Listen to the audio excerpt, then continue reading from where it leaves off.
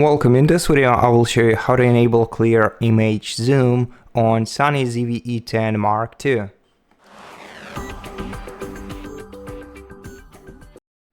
So first of all, switch on your camera, make sure that the lens is attached to your camera, and after that, press menu, then use left D-pad key to navigate to the sidebar, scroll down to shooting, select this option, and after that you're gonna have to scroll down to zoom, which is located on the second page, and here in zoom you're gonna have to select zoom range and select clear image zoom. As you can see, we also have digital and optical zoom only,